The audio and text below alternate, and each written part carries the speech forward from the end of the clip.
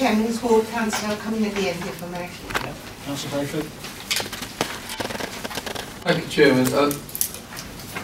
What was the reason we refused it in 2014?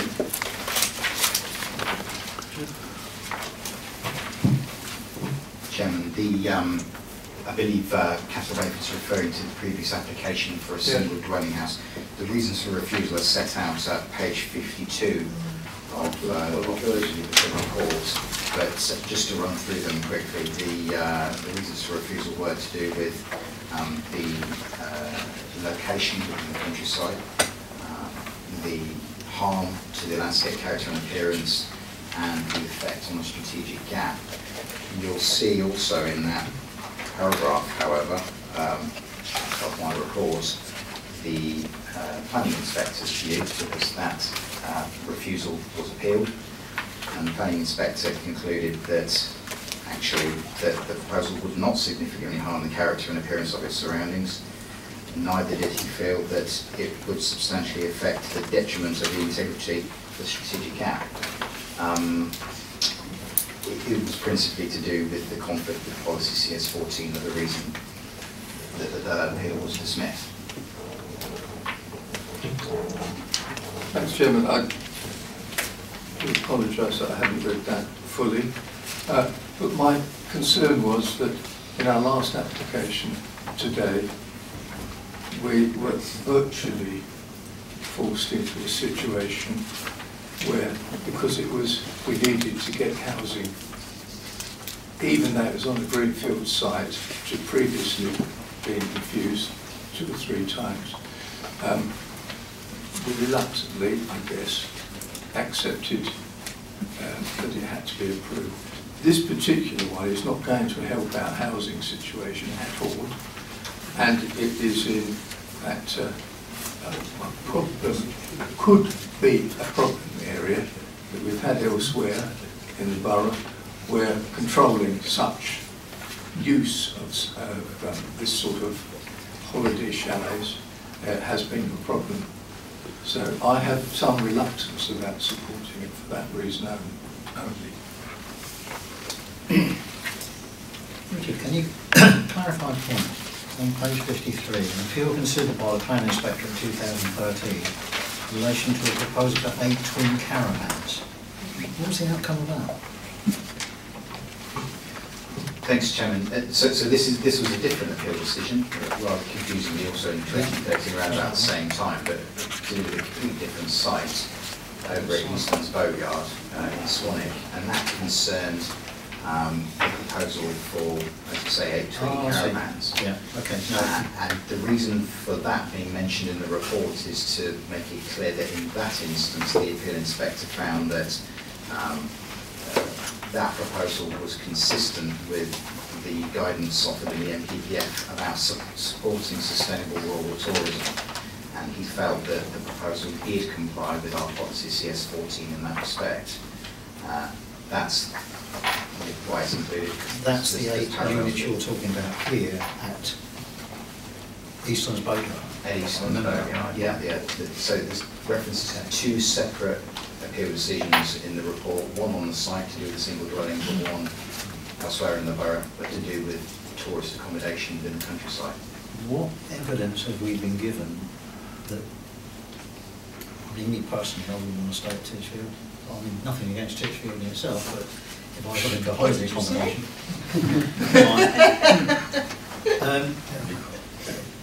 the Eastlands Boatyard, I can understand that one because you've got access to the water directly below. You can hire a boat, you can go off and have a good old time. This is a bit remote, and it is in a strategic gap. And I just have some nagging concerns about once you put 8 properties there, if it doesn't become a success, what do you do with them? What happens ultimately? You know, I'm sort of thinking in the future a little bit, perhaps, but I just have concerns that if it didn't work out and nobody wanted to take holidays there, then what do we then get? An application to turn them into residential, which the inspector last time turned down for 1, let alone 8. Where's the paperwork from the applicant to suggest that this is a good going possibility? Business plan. Or do we give permission and then suddenly it doesn't work and it becomes something else? And taking Councillor Bayford's point about other sites where, you know, are we going to be permanently going there looking to see a register, whether the applicants are, or the people who are staying there are actually living there permanently?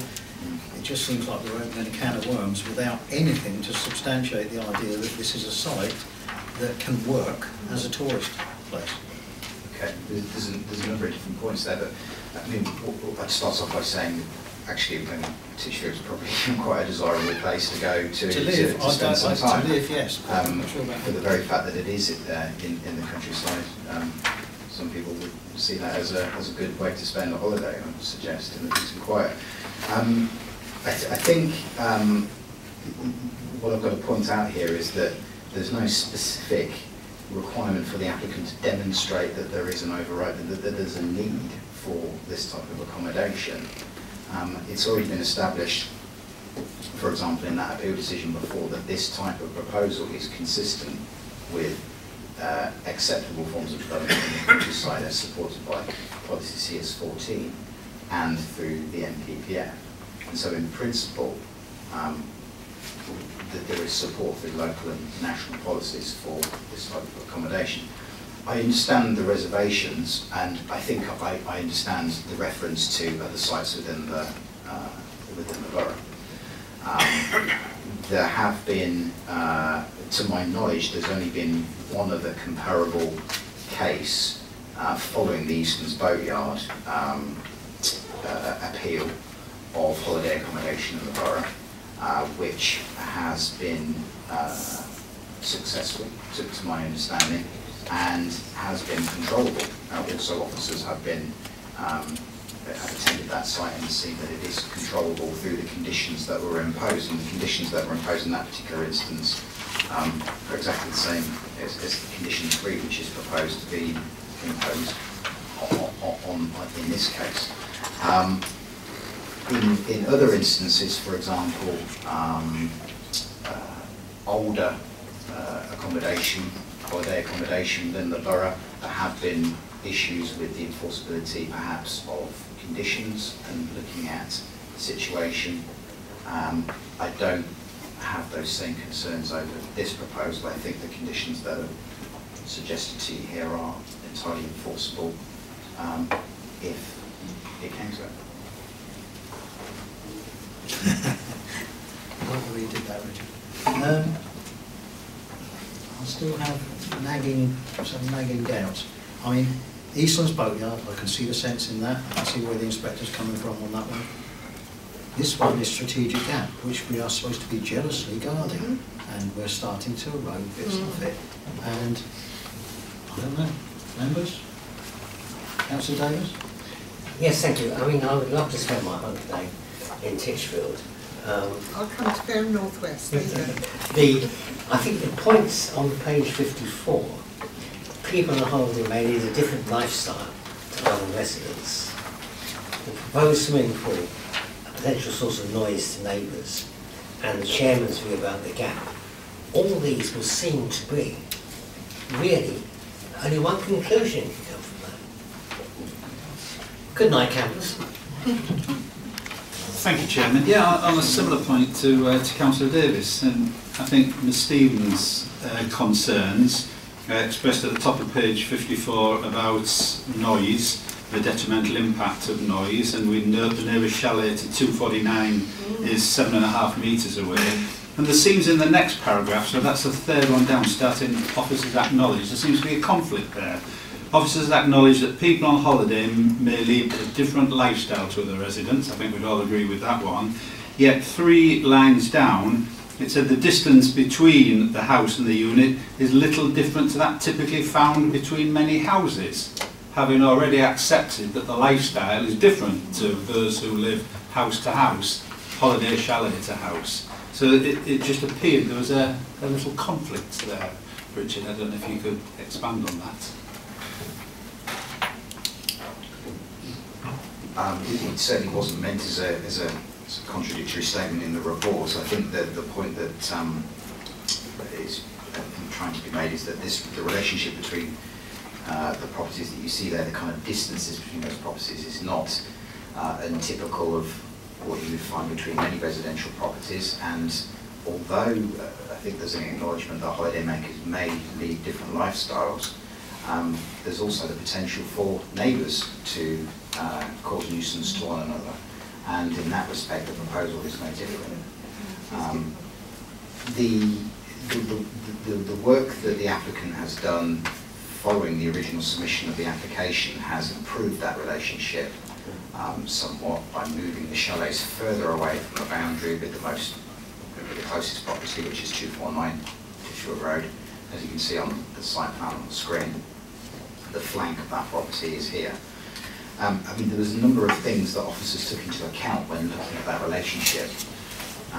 Originally, this property at 249 was part of, or was a wing to the large house, Crofton House, that once stood on the site prior to the 1970s.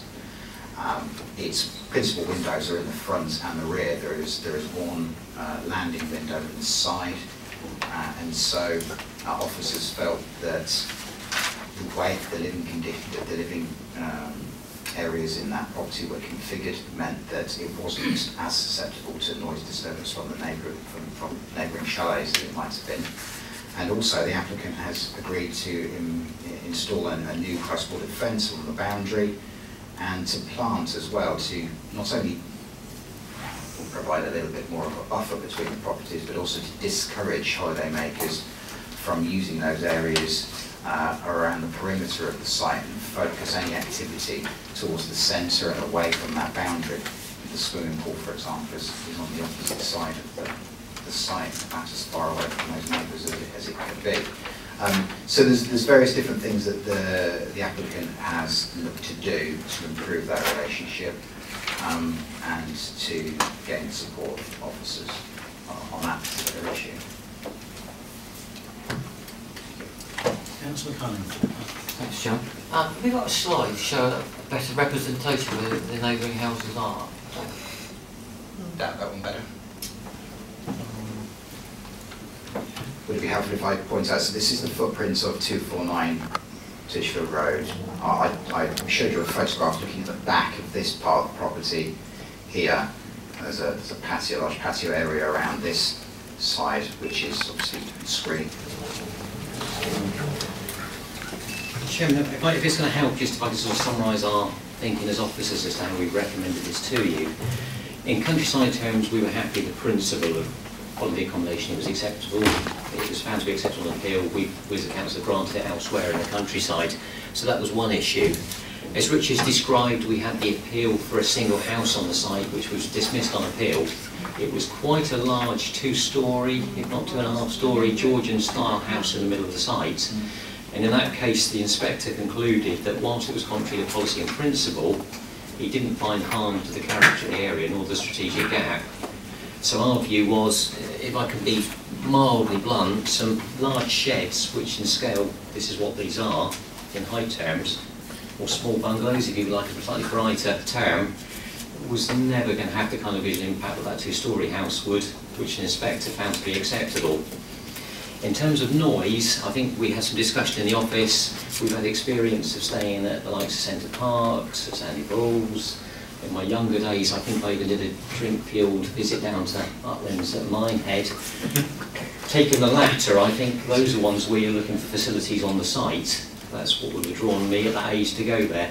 The other two sites, in my recollection, were they were always very, very quiet sites. They were just places where families stayed and went out visiting with their families. So whilst we can't give an absolute guarantee there's never going to be a noisy person staying in one of these chalets, on the face of it, it didn't strike us it was going to have that huge kind of appeal. So if that sort of helps with that kind of thinking, Chairman, that's the kind of thinking we went through, which arrived at the recommendations that were made to you.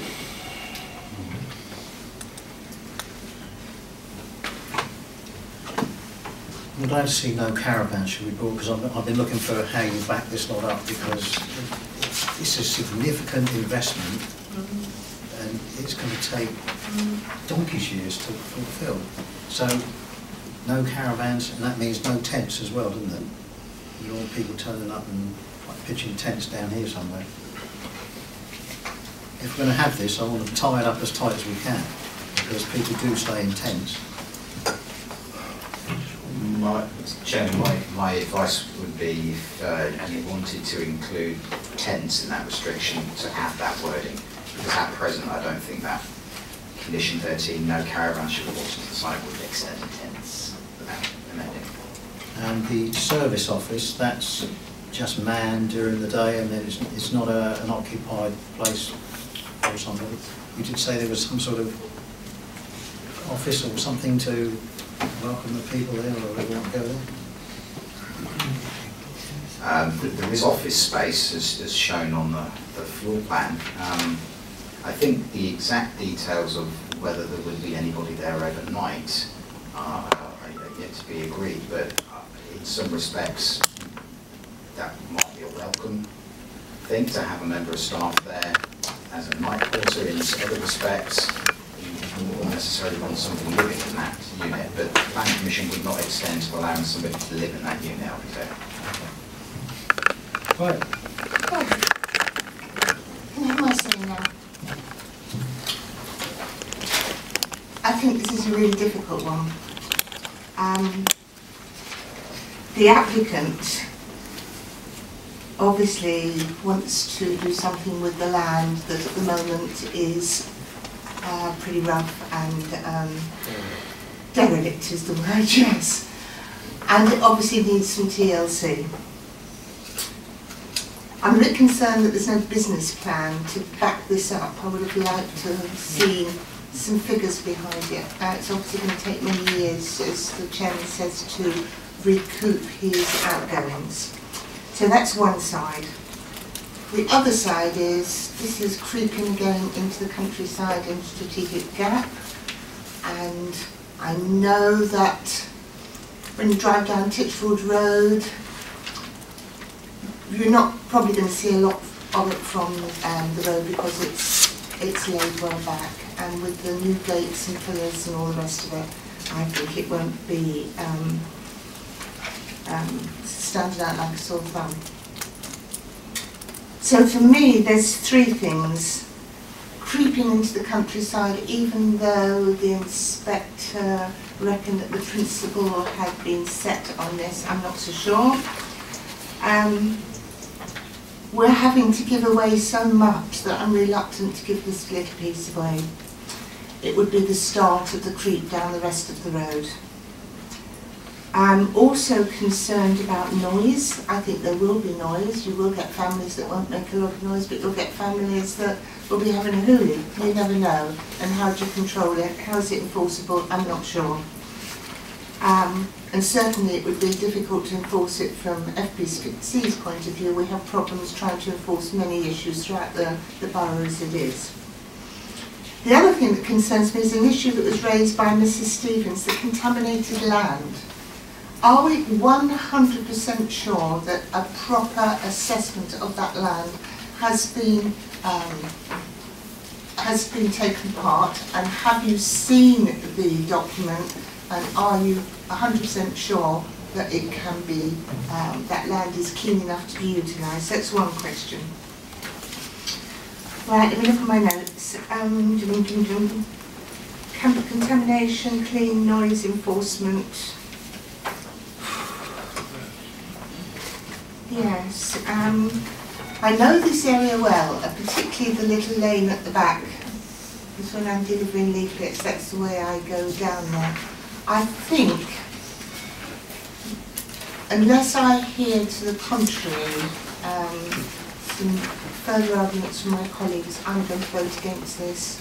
I really feel that we are giving so much away, and I want to protect as much of our countryside and strategic gap as we can, even though I appreciate the landowners' wish to do something with it. So my balance is I'm going to vote to refuse.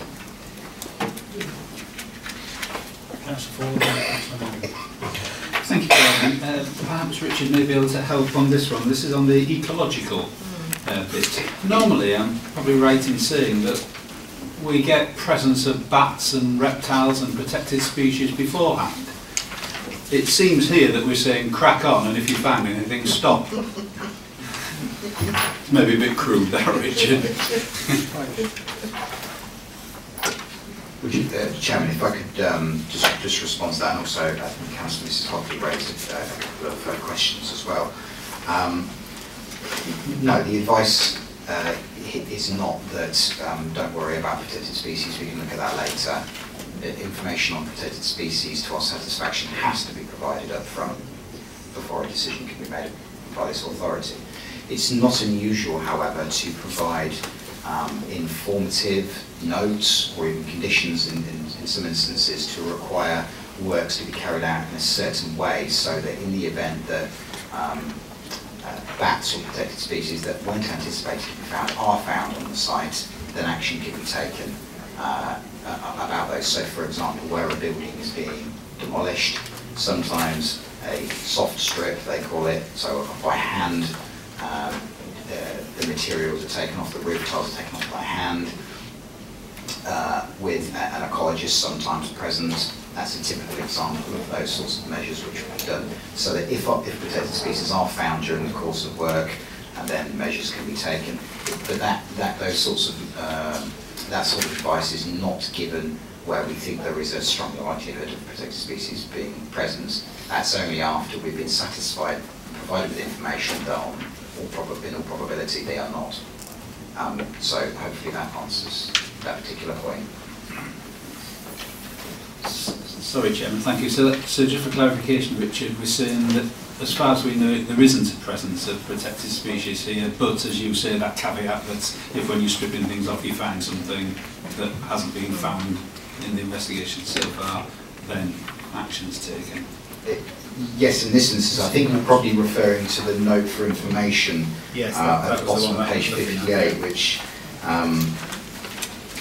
basically we are satisfied that the impacts on reptiles and reptile habitat are known and acceptable.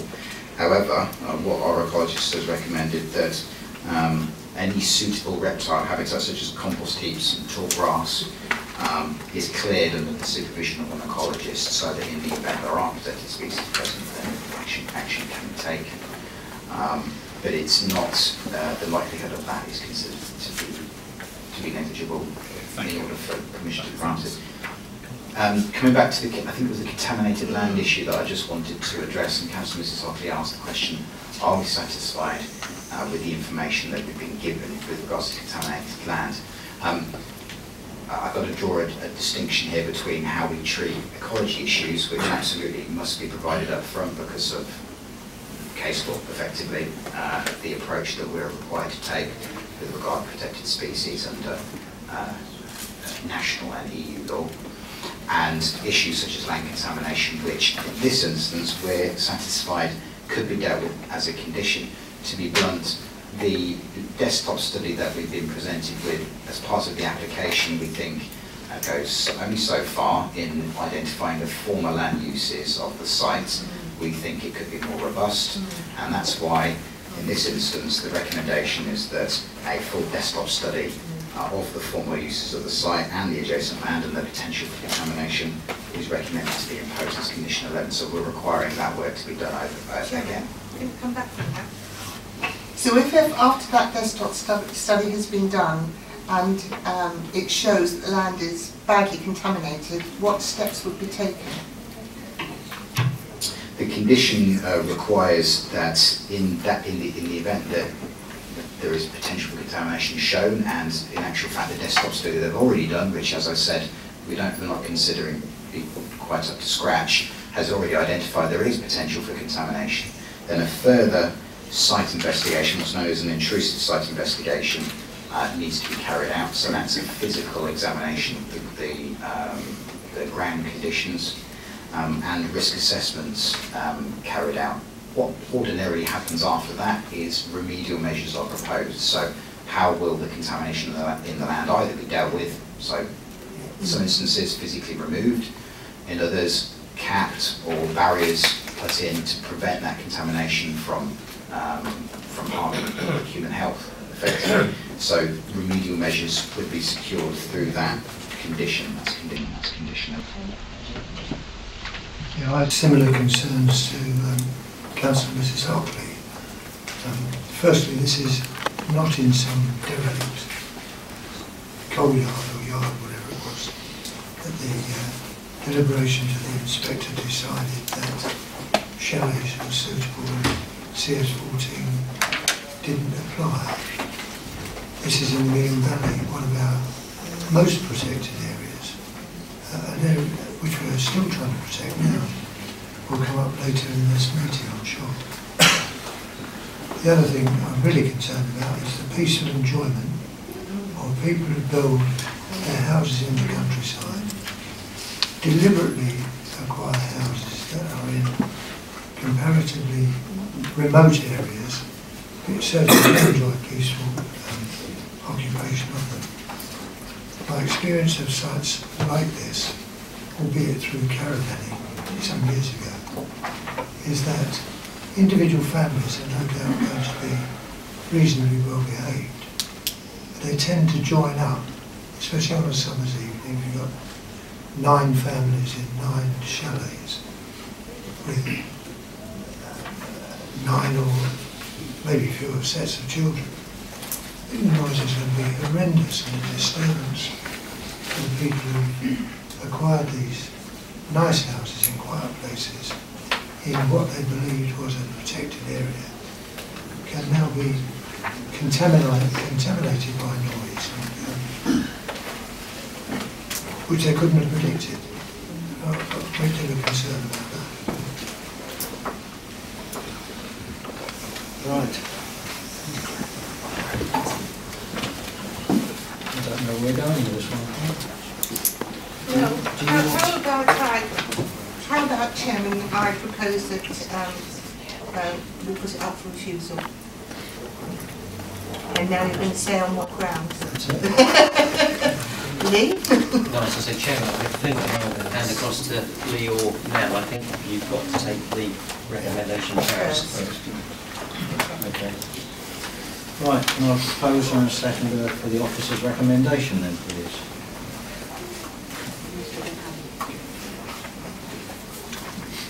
Not looking good. I haven't got one. Thank you, Chair. So if there is nobody's willing to propose the motion, then Now you can propose yours. Right. We want some grounds. So as that one fell at the first hurdle, can I please propose that this application be refused? On the grounds of noise, disturbance, enforcement difficulties, strategic gap, countryside, Meon Valley, inappropriate use of the land, close to other properties, no business plan. Anything else?